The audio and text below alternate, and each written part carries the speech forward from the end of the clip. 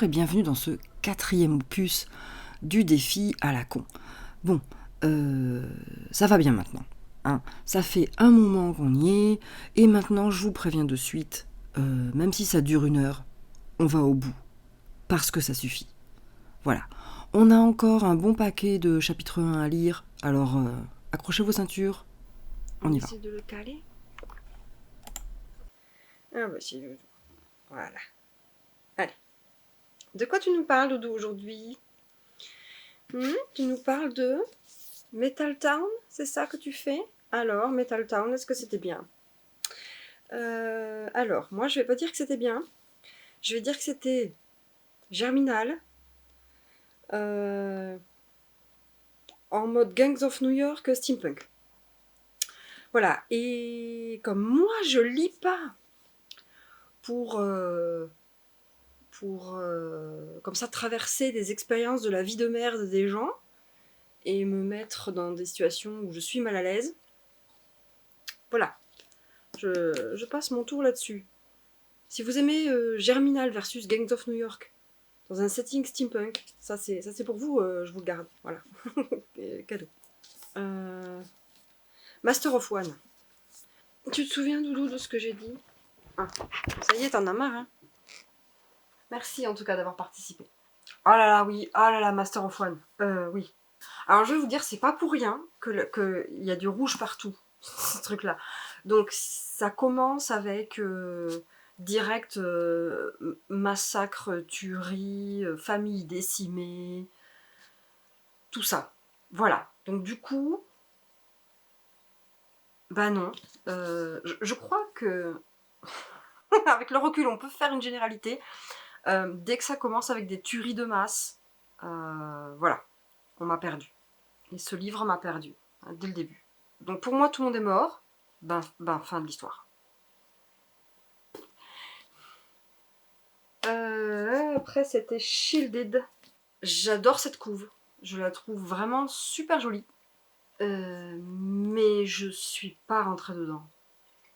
Je suis vraiment pas rentrée dedans. C'est encore un truc avec une élue qui sait tout faire. Elle a tout. Genre, elle sait se battre. Elle a la magie alors qu'elle doit pas l'avoir. Et elle va sauver son royaume. Et ça me casse les couilles.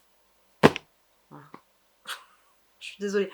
Je sais, c'est pas constructif, mais non, je rentre pas dedans et j'ai trop de livres et je rentre pas dedans, quoi. Voilà. The Barnum Museum. C'est un peu une déception. C'est typiquement le genre de livre que j'ai acheté sur un coup de tête, sans. Voilà, sur la couve. Sur la couve, parce que ça me vendait une vibe 19e, mystérieuse, je sais pas, musée, machin. Voilà. Et je n'ai pas fait attention que c'était une collection de nouvelles, ce qui en soi n'est absolument pas un problème parce que j'aime bien les nouvelles. Mais ça rien à voir avec la vibe que ça vend. Rien du tout. Alors oui, la première histoire, elle est un peu mystère et tout parce que c'est une partie de Cluedo, mais c'est le narrateur qui explique, qui raconte la partie de Cluedo et ce que vont faire les gens en fait autour de la table et de ce plateau de jeu. Et ça m'a pas emporté et vraisemblablement les histoires suivantes sont contemporaines. Donc ouais, en fait, que ce soit la première de couve ou la 4e, c'est-à-dire là où il y a le pitch du bouquin, mais je trouve que ça correspond pas du tout. Il y a vraiment cette vibe 19e mystère machin. Derrière, il y a une ambiance comme ça, frics, musée de cire. Enfin, je sais pas, ça me vend plein de choses que j'ai pas retrouvées dans le livre. Et voilà, du coup. Ouais, pas de chance, hein, jusque-là. Oro. Pas Aurorama, non. Aurorarama. Il y a 2 rats. Aurorarama. Qui est un livre écrit en anglais par un auteur français. Et qui m'a beaucoup intriguée puisque c'est une ville construite au pôle Nord, fin 19e. Ça s'appelle la Nouvelle Venise. Et il y a une ambiance très mystérieuse avec des gens habillés façon médecin de la peste, donc ça déjà ça m'intrigue, et qui découvrent un espèce de cercueil en quoi? En cristal, je crois, avec une meuf dedans chelou. Il y a Doudou qui fait bouger l'appareil. Doudou, tu te couches. Un cercueil en cristal vert et elle tient un miroir dans les mains. Alors moi, ça m'a fait penser de suite évidemment à Blanche-Neige. Je doute qu'il y ait un rapport, mais voilà. En tout cas, le début, je crois que c'est même pas le premier chapitre, c'est le prologue. Le prologue est intriguant. J'ai envie de savoir qui sont ces cons qui sont allés construire cette ville au pôle Nord. Pourquoi est-ce qu'ils sont habillés comme des médecins de la peste? Et pourquoi... Enfin, qu'est-ce que c'est que ce cercueil en cristal vert? C'est qui cette meuf? Pourquoi elle a un miroir? Voilà. Plein de choses que j'ai envie de savoir. The Miniaturiste. Hein, vous voyez là, hein, voilà. The Miniaturiste de Jessie Burton, qui a été adapté en film, que je n'ai pas vu. Alors là, clairement, je sens la différence avec les autres bouquins qui sont pour majoritairement du young adulte. Ça n'en est pas. Et on voit que l'écriture est beaucoup plus... Elle est plus difficile à lire. Elle est plus mature. Le vocabulaire est plus complexe. Même la construction des phrases. C'est aussi, historique. Et c'est vrai que donc ça nous place en Hollande au XVIIe, ce qui est pas forcément le truc le plus connu. Donc c'est pas évident parce qu'il faut se plonger dans cette ambiance-là. Mais c'est très intriguant. Donc on commence avec... Il y a un enterrement et il y a deux meufs hyper cheloues. Donc une qui dépose une maison miniature. À la fin, quand tout le monde est parti, elle dépose une petite maison miniature avec toutes les pièces et tout ce qu'il faut dedans, tout joli. Et elle se barre. Et il y a une autre meuf super mystérieuse qui la regarde faire. Et genre voilà, fin du prologue. Et on se dit d'accord alors, qui c'est cette meuf? Pourquoi elle fait ça? C'était qui ce gars qui était mort? On se pose plein de questions. Enfin, on comprend que le gars qui est mort, il a un rapport avec la compagnie maritime qui fait du commerce avec l'Inde. Et voilà, c'est tout. Mais voilà, intriguant. Je pense que je vais quand même mettre à peu près 1000 ans à le lire parce que c'est écrit petit. Ça se lit pas très facilement. Et il y a presque 500 pages, oh mon Dieu. Donc voilà. Mais ouais, je dois avouer que le début me happe. Le début me happe. Donc je continue. Eight Will Fall, dont j'adore la couverture. Je la trouve vraiment super jolie. Quoi en dire? On est dans une dystopie où la magie est interdite. Et bien sûr, on suit donc notre héroïne, je pense que c'est elle, qui est capable de faire de la magie. Et son pouvoir, c'est d'être en pâte. Donc elle sent les émotions des autres. Et elle est capable de faire des trucs, je sais pas trop quoi, peut-être les modifier. On n'est pas arrivé jusque-là. On sait qu'elle peut faire des choses. Et elle travaille dans une mine, d'où elle extrait du métal, un métal qui est anti-magique, qui est censé brider la magie des gens, et vraisemblablement pas la sienne. Enfin, il y a certaines personnes qui font apparemment, qui développent une espèce de résistance à ce métal. Et voilà. Et évidemment, bien sûr, tous les gens qui ont de la magie détestent la reine salope, hein, qui fait vivre une vie de merde à tout le monde. Voilà, donc encore une fois de plus, Germinal, mais avec de la magie. Voilà. Je crois que vous avez compris à ce stade que je n'aime pas Germinal, que je n'apprécie pas de lire Zola, même s'il y a de la magie dedans, et que je préfère les trucs avec des paillettes, des mystères, et des trucs où on se tranche pas la gorge dès le début. Voilà, je crois que c'est un bon résumé. Et du coup, ce livre n'entre pas dans cette catégorie. Je suis sûre qu'ils vont se liguer pour péter la gueule à la reine, et que derrière ils vont découvrir des mystères, et que peut-être la reine elle est pas si méchante, et je n'en sais rien. Est-ce que la reine c'est Jon Snow? Non, c'est pas ça. Est-ce que la reine c'est le président Snow? Mystère. Voilà. Si jamais vous avez la réponse à cette question, dites-le moi, je veux savoir. Est-ce que vous savez qu'il m'en reste, je crois, moins de 10? Je crois qu'il m'en reste moins de 10 maintenant.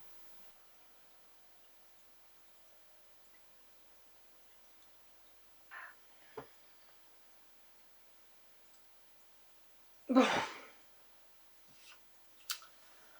On y va.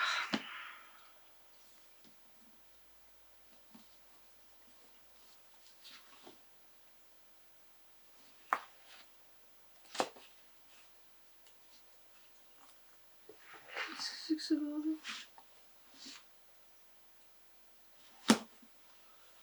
Oh le putain de sagouin. Il y a quelqu'un qui a déchiré. Oh mais je savais que j'avais acheté un bouquin d'occasion, mais il y a quelqu'un qui a déchiré le rabat de la du machin, du papier qui est collé là.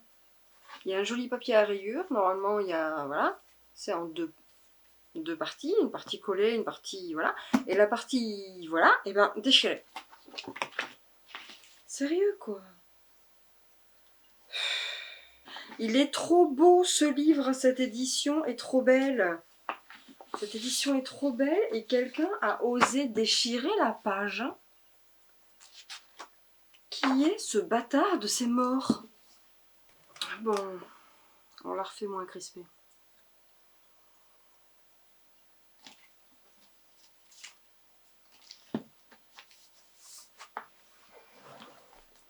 Donc, alors, il y a comme une vibe Sherlock Holmes et Watson, mais américaine. Ce qui est rigolo, c'est de voir que comme deux autres des bouquins que j'ai lus là dans ce vlog, ça commence par un enterrement. Mais c'est pas l'enterrement de n'importe qui, puisque c'est l'enterrement de Theodore Roosevelt. Et ça nous amène à donc un personnage qui connaissait Theodore Roosevelt, et un autre personnage qui à mon avis est The Alienist, qui est donc le nom qu'on donnait au 19e pour les psychiatres, je crois. On est amené à ce personnage, enfin je pense qu'on le verra dans le chapitre d'après, on ne l'a pas encore rencontré, mais on y est amené par ce personnage façon un peu Watson, qui raconte que ils ont travaillé sur une affaire de meurtre qui était absolument épouvantable, tout ça. Et voilà, et ça me... ouais, ça me parle. Alors moi j'ai pas vu la série, hein. J'ai pas vu la série justement parce que je savais que j'avais le livre et je voulais lire le livre, et il faut absolument que je lise le livre avant de commencer la série, parce que... voilà, parce que j'ai envie de me faire un peu une idée sur le livre d'abord. Voilà, c'est ce que j'ai envie de faire. Donc voilà, sympa, oui, ça m'a vraiment donné envie, et je veux continuer au sûr. Je viens de finir The Merciful Crow. Bon, oui alors, tu es mort, mort, tu es mort. Tué. Caste, mort, tué. Voilà. Ils sont dans une caste. Ils ont des masques façon, j'imagine, donc médecin de la peste, donc avec le profil d'oiseau, tout ça machin. Donc c'est une société où toutes les castes sont à base de noms de piaf. Et donc les corbeaux s'occupent de buter les gens. Et de se débarrasser des cadavres aussi, d'après ce que je comprends. Donc il y a une épidémie de peste. Et butent les gens, se débarrassent de leurs cadavres, ils les crament, peut-être même qu'ils font autre chose, bref, buter, mourir, buter, sang, mort, cadavre, plein le cul. Je crois qu'on en voit le bout. Le livre que j'ai lu après, c'est Sorcery of Thorns. Sorcery of Thorns.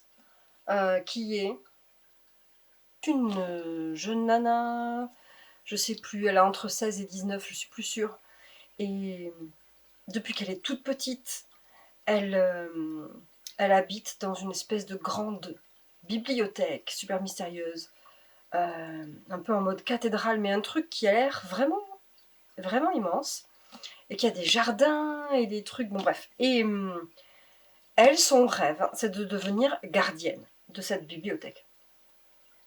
Et on arrive dans l'histoire au moment où la directrice lui demande, et c'est un honneur, de l'accompagner pour escorter un livre méga chelou, puissant, tout ça, dans la crypte, là où on enferme tous les livres qui sont super dangereux. Et c'est assez rigolo parce qu'il y a... Enfin, moi, j'ai retrouvé cette vibe Terry Pratchett avec la bibliothèque et les livres vivants. Il y avait ce côté in octavo qui était... Voilà, bon, qui m'a parlé, évidemment. Et voilà, et des épées, voilà. Des livres dangereux, vivants, des gardiens avec des épées.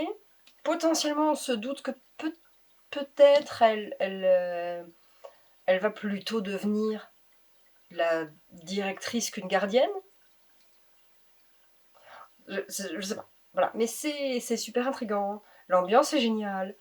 Et puis, bon, bah voilà, comment est-ce que je pourrais résister à une vibe Terry Pratchett? C'est impossible. Donc voilà, vendu. The Hazelwood. Alors, The Hazelwood, c'est ça. C'est joli, hein? The Hazelwood, c'est très surprenant au début. Un petit peu déroutant parce qu'on commence avec une grosse vibe, conte, machin, tout ça. Et d'un seul coup, on se retrouve à New York de nos jours avec une mère et sa fille un peu fauchées, voilà, la vie difficile. On leur apprend la mort de la grand-mère.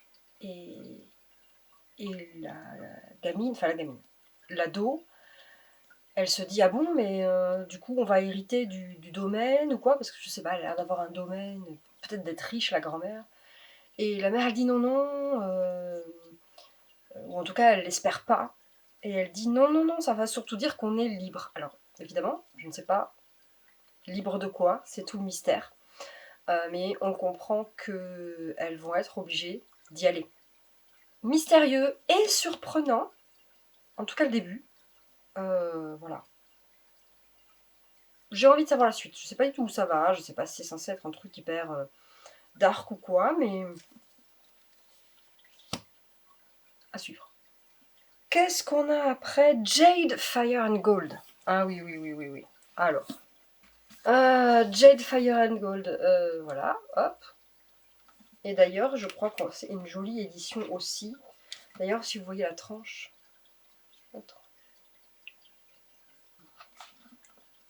Une dorure sur la couverture. Jade, Fire and Gold, c'est une histoire de vengeance. Et je crois qu'on peut s'accorder à dire que depuis le début de cette expérience, j'en retire plusieurs choses. Et l'une d'elles est que les histoires de vengeance, ça me casse les couilles. C'est trop... Peut-être que ça n'a pas assez de profondeur, c'est peut-être quelque chose de trop simpliste, je ne sais pas. Mais ça me... Voilà. Bref, c'est donc un gamin qui est vraisemblablement l'héritier du trône du royaume en question. Et toute sa famille se fait buter par quelqu'un qui a l'air très fâché avec la famille royale. Ou qui veut prendre sa place, ce qui n'est pas incompatible du tout. Donc voilà, on bute sa famille, et on le croit mort, et on l'abandonne dans le désert. Et il est récupéré par des nomades qui s'occupent de lui, qui lui sauvent la vie, et il grandit, et il décide d'aller se venger, bien sûr. Et il va rencontrer une nana qui va... pas vraiment l'aider, mais bref, si. Ils vont se retrouver tous les deux à foutre le bordel pour j'imagine, venger ce mec-là. Voilà. Et après, oui, Kingdom of the Wicked. Alors, l'habit ne fait pas le moine, puisque Kingdom of the Wicked,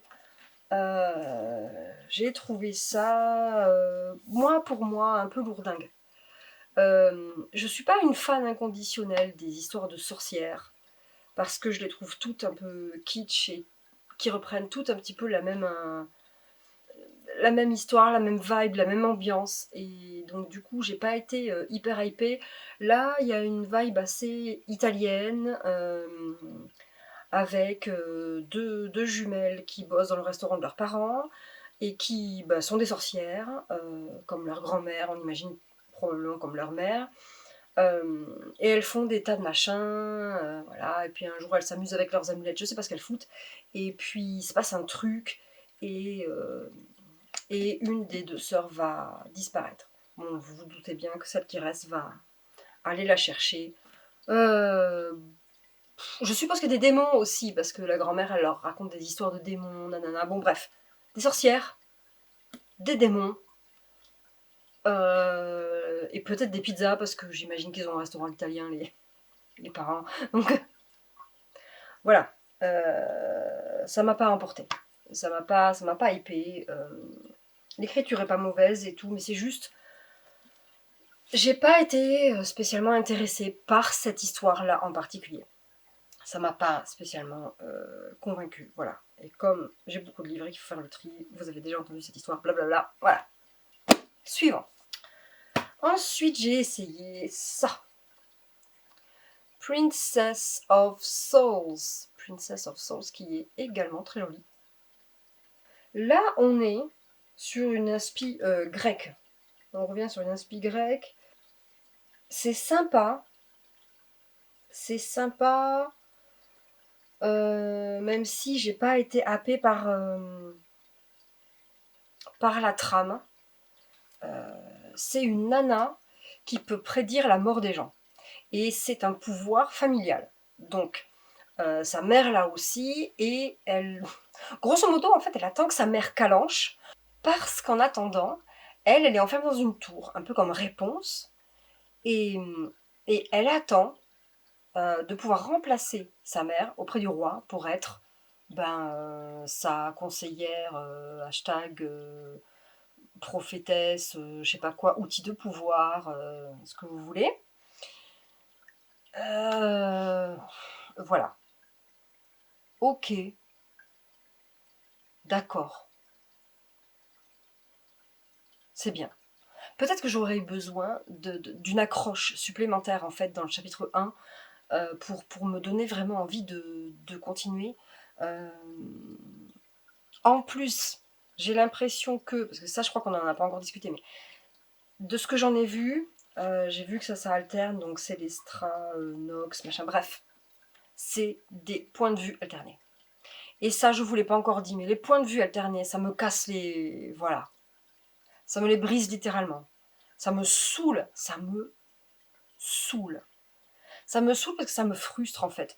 On suit un personnage qui fait des trucs et au moment où il fait un truc intéressant, pouf, on passe à l'autre. Ça m'énerve, mais en fait, je peux difficilement vous dire à quel point ça m'énerve. Donc du coup, là-dedans, on a pas grand-chose à manger dans le premier chapitre et des points de vue alternés. Voilà. Et j'ai trouvé les noms des persos et des lieux pas super inspirés, quoi. On a une carte au début, donc on a des îles. L'île avec les têtes de mort s'appelle Necros. L'île avec un truc de musique s'appelle Harmonia. Ok. Allez, ça c'est pas super important. Je suis sûre que c'est sympa, mais peut-être que moi je suis trop âgée pour accrocher, que j'ai déjà trop lu de bouquins comme ça, et que je suis sûre que c'est super sympa pour un lecteur plus jeune qui a déjà moins bouffé de fantaisie et d'histoire dans ce genre-là, quoi. Art in the Blood. Alors bon, bien sûr, je pars avec un préjugé. Et bon, puisque c'est Sherlock Holmes. C'est Sherlock Holmes, mais bon, ça c'est une série que j'ai encore jamais tentée. Donc bonne, pas bonne, hein, y a de tout sur Sherlock Holmes, mais forcément j'ai envie de le lire, puisque Sherlock Holmes, vous avez compris. Alors, donc c'est rigolo parce qu'au début de celui-là, il y a, comme dans d'autres œuvres, une petite intro en mode oui, voilà, j'ai trouvé ce livre caché quelque part, complètement par hasard, écrit par John Watson, nanana, à rajouter dans la liste des œuvres du canon de Conan Doyle, blablabla. C'est toujours rigolo, enfin, je pense que ça fait toujours sourire les fans, et voilà.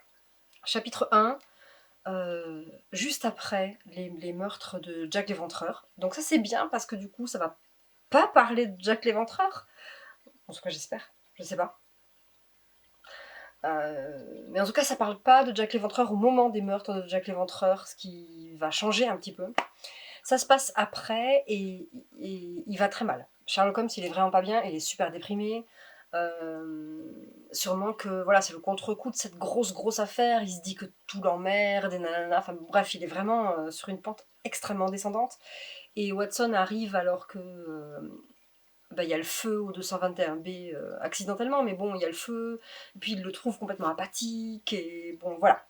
Et concomitamment, il va recevoir une lettre qui va l'appeler au secours, une lettre qui va être avec des messages cachés et tout, donc ça va l'intriguer évidemment. Et il décide de partir en France, à Paris plus exactement, pour rencontrer la personne qui a envoyé cette lettre. Et qui appelle au secours parce qu'on a enlevé son fils. Ni une ni deux, pouf, on part en France. Et ça c'est le chapitre 1, voilà, donc j'ai accroché, j'ai aimé le style, je trouvais qu'on était vraiment dans l'ambiance de Sherlock Holmes, du 19e, donc voilà. Et voilà, c'est fou, mais je suis arrivée au bout. J'ai lu les 50 premiers chapitres que j'avais, voilà, de la grosse pile qu'il y avait derrière moi, n'est plus derrière moi, ou en tout cas en partie, vous voyez là, mais ça c'est... Parce que j'ai fait des tas. J'ai fait des tas de choses que je veux garder ou pas, alors... Et voilà, tout ça, c'est ce que je garde pas. C'est cool, hein? Alors, attendez. On fait un peu le point sur 50 livres, sur 50 bouquins que je voulais commencer à lire. Je les ai tous commencés. Et j'en ai enlevé 1, 2, 3, 4, 27. 27, ça fait plus que la moitié. C'est beaucoup plus que ce que je pensais. Honnêtement, je me disais, je vais quoi, en éliminer un tiers à tout casser? Je pensais pas plus, quoi. Je pensais définitivement pas plus. Donc, waouh! Pour certains, je suis déçue parce que, en fait, il faut pas s'imaginer que ouais, ça me fait trop plaisir. Ouais, en fait, tout ce que tu voulais, c'était vider ta palle, donc t'as enlevé tout ce que, enfin, plein de trucs juste pour les enlever. Non, non, je les ai vraiment éliminés de ma pile à lire parce que je le sens pas, quoi. Globalement, tous ceux qui sont là, quand je les regarde, je me dis non, j'ai pas envie de les lire. Et ça veut pas dire qu'ils sont pas bons, encore une fois, parce que je suis sûre que la majorité de ces livres sont très très bien. Peut-être qu'il y en a 2 qui sont peut-être moins bons, mais ou 3. Mais sinon, voilà, je pense que je suis juste pas la cible en fait. Ces livres-là vont trouver une autre maison. Et si vous en voulez, voilà, je sais pas, peut-être je ferai un giveaway. Donc il y a quoi? Il y a Fire with Fire, Under the Pendulum Sun, The Merciful Crow, The Prison Healer, Lore, Kingdom of the Wicked, Jetfire Gold, The Cruel Prince, Hard to be a God, Rosewater, Princess of Souls, The Barnum Museum, Shielded, Eight Will Fall, Middletown, Master of One, Given to the Sea, State of Sorrow, Time After Time, Viper, Fiendish Schemes, Roar, This Golden Flame, Flame in the Mist, Infernal Devices, Wicked Fox et Everless. Petite interlude montage, si vous souhaitez recevoir un des livres dont je me débarrasse, laissez en commentaire concours et le titre du bouquin que vous voulez. Et je ferai un tirage au sort, et puis voilà. Et peut-être vous serez tout seul à vouloir des bouquins. Et du coup, sûr de gagner, quoi. Voilà. Du coup, ce que j'aimerais savoir, c'est s'il y en a, de tous les bouquins que je vous ai montrés, est-ce qu'il y en a que vous avez lus, que ce soit en anglais ou traduit, et si vous avez aimé, pas aimé, vous êtes d'accord, vous n'êtes pas d'accord avec moi, vous trouvez que j'ai dit de la merde, c'est pas grave. Donc, voilà, n'hésitez pas, parce que ça m'intéresse, et notamment sur les livres que j'ai pas aimés. Ça m'intéresse d'avoir votre retour et vos idées là-dessus. Parce que peut-être que j'ai tort, peut-être que je suis complètement passée à côté sur ces bouquins-là, et c'est tout à fait possible. Parfois, pour un livre, il faut non seulement la bonne histoire, mais il faut le bon moment surtout. Et parfois c'est pas le bon moment. Il faut la bonne situation, le bon mood. Et peut-être que là, j'avais pas le bon mood, ou que c'était pas le bon moment. Allez savoir. Parfois aussi, on a un livre trop tard dans les mains. Parfois, en fait, il faudrait l'avoir eu avant, et là, c'est trop tard. Donc bon, je sais pas trop. Dites-moi ce que vous en pensez. En tout cas, je suis vraiment super contente d'être arrivée au bout. Je trouve ça complètement fou. Je pensais pas que j'allais pouvoir y arriver avant la fin du mois d'octobre. Et je suis très contente parce que du coup, je vais vraiment pouvoir faire du ménage dans mes étagères. Et voilà. Et j'en avais vraiment marre de voir ce tas de livres non lus. Et je savais que dans le tas, il y en avait qui me hyperaient plus, en fait, parce que ça faisait soit trop longtemps que je les avais, soit je les avais dans des box de livres et je les avais pas choisis, et j'étais vraiment pas sûre de les aimer. Donc voilà, globalement, je savais qu'il fallait que je fasse un peu le ménage dans ça, quoi. Donc voilà, c'est fait, et je suis contente. Donc voilà, dites-moi si jamais vous avez bien aimé ce défi, si ça vous branche, si vous voulez le faire vous. Plein de gros bisous, et à la prochaine connerie.